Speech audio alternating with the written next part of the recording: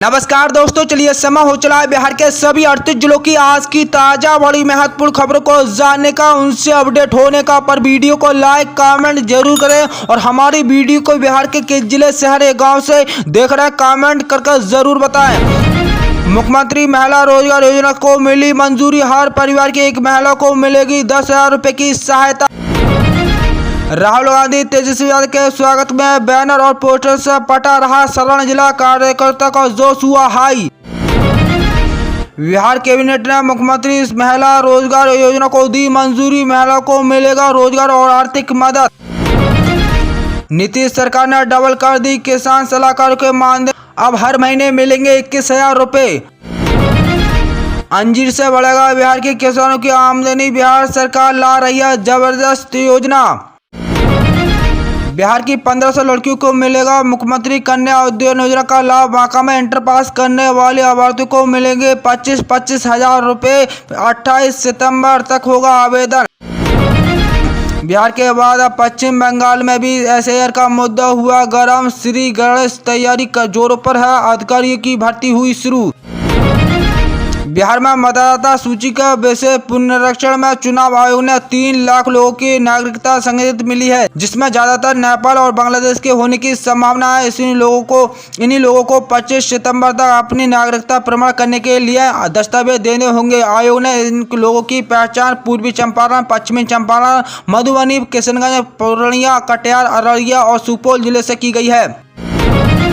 भाभी से love marriage, भाई ने भाई को मारी गोली, मोतिहारी में एक युवक के सिर में गोली मारकर हत्या कर दी गई है। मृतक की पहचान अहमद शाह के रूप में हुई है। पुलिस का कहना है कि अहमद की हत्या उसके बड़े भाई मनोज ने शाह ने की है। हत्या के पीछे की वजह बताई जा रही कि अहमद ने अपने बड़े भाई की मनोज की पत्नी को लेकर भाग गया था। उसके बाद दोनों ने शादी कर ली थी। इसी रंजिश में मनोज ने अनुज का मर्डर कर दिया। घटना किशनगंज थाना इलाके में कोरबा गाँव की है।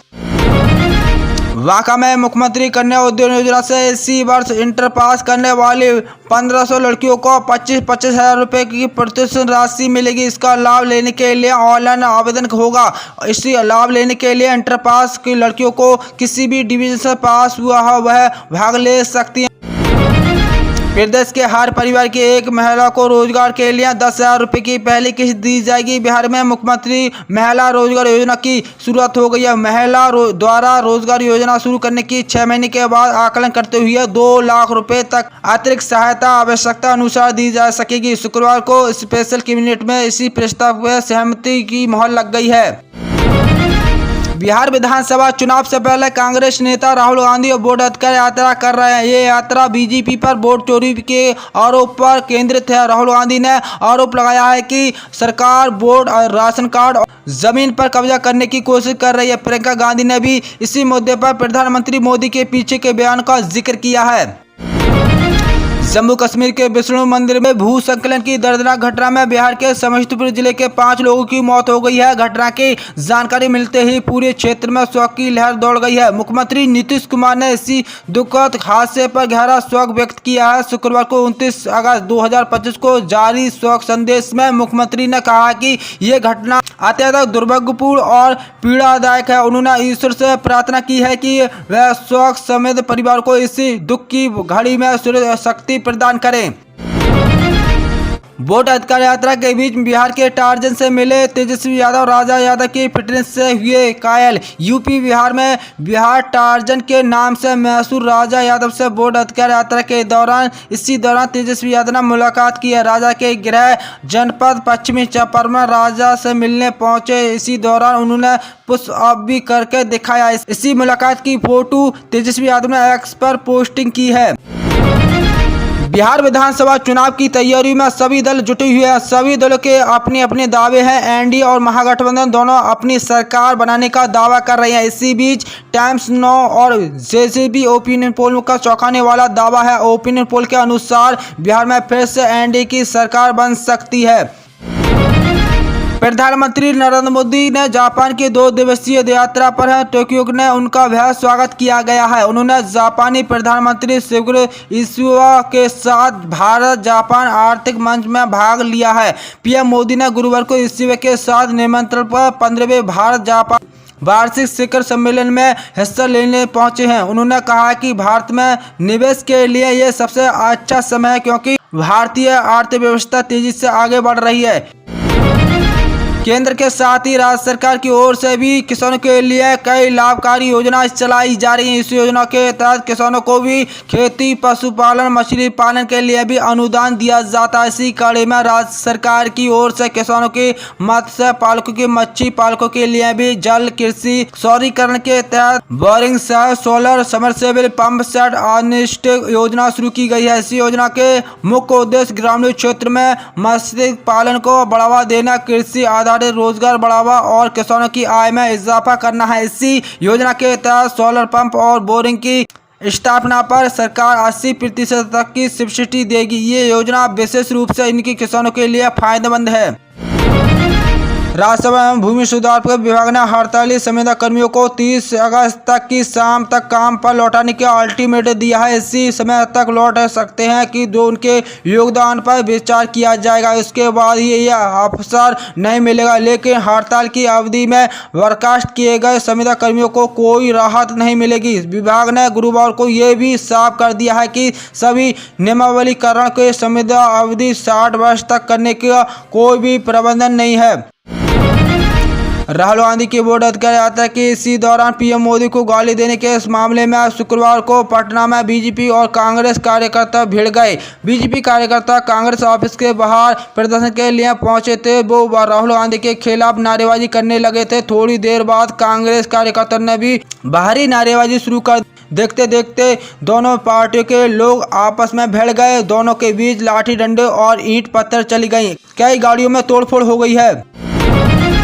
बिहार सरकार यहां के किसानों की आमदनी बढ़ाना चाहती है, जिसके लिए कृषि विभाग की ओर से 2025-2026 और 2026-2027 वित्त वर्ष के लिए अंजीर फसल विकास योजना का लागू किया गया है। विभाग ने अंजीर की खेती की प्रति हेक्टेयर लागत 1,25,000 रुपये तक की गई है। इसी लागत पर किसानों को 40% यानी 50,000 रुपये का अनुदान देगी। 2025-2026 में किसानों को 30,000 रुपये का अनुदान दिया जाएगा, जो 1,25,000 का 60% होगा।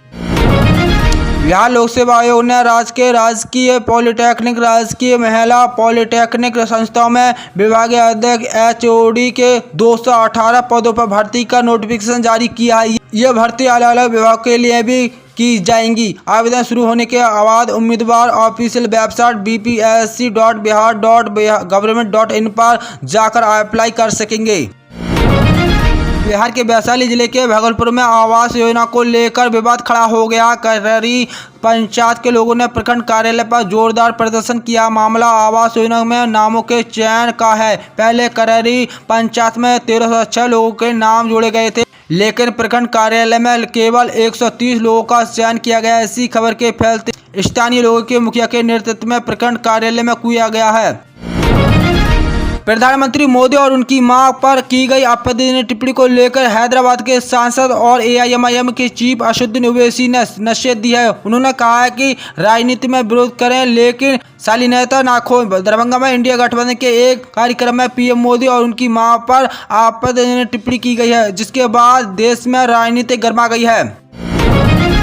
बिहार पुलिस मुख्यालय ने नेपाल के रास्ते पर बिहार में पाकिस्तान के 3 आतंकवादियों के घुसने की बात को इनकार कर दिया। पुलिस मुख्यालय का वह कहना है कि जिन 3 संदिग्ध आतंकियों के हसनैन अली, आदिल हुसैन और मोहम्मद उस्मान की बात कही जा रही है, वह नेपाल से नहीं मलेशिया गए हैं। भारत में उनके प्रवेश करने के कोई भी समक्ष नहीं है। राज्य अपर पुलिस महानिदेशक विधि व्यवस्था पंकज शारदा ने शुक्रवार को बताया है कि ये आतंकी नेपाल के रास्ते बिहार में घुसने की आशंका व्यक्त की गई थी।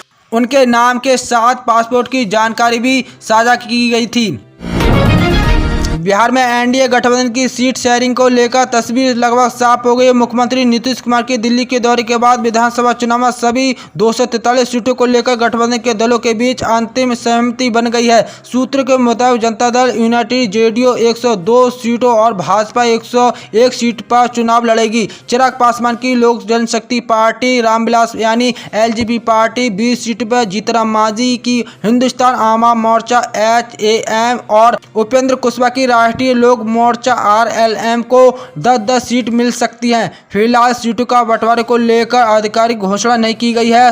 संभावना जताई जा रही है कि एनडीए की जल्दी प्रेस कॉन्फ्रेंस कर सकते हैं। बिहार की नीतीश कुमार सरकार ने महिलाओं को आर्थिक रूप से मजबूत और आत्मनिर्भर बनाने के लिए बड़ा कदम उठाया। आज शुक्रवार को हुई कैबिनेट की बैठक में मुख्यमंत्री महिला रोजगार योजना को मंजूरी दी गई है। इस योजना के तहत राज्य के हर परिवार की एक महिला को अपना रोजगार शुरू करने के लिए सरकार की ओर 10,000 रुपये की प्रारंभिक आर्थिक सहायता दी जाएगी। इसका मकसद है कि महिला को खुद का काम शुरू करेंगे और अपने परिवार की आमदनी बढ़ा सकेंगे। अधिकारियों ने बताया कि योजना के लिए आवेदन प्रक्रिया जल्द ही शुरू होगी और सितंबर में लाभार्थियों के बैंक खाते में सीधा पैसा डीबीटी के जरिए भेजा जाएगा।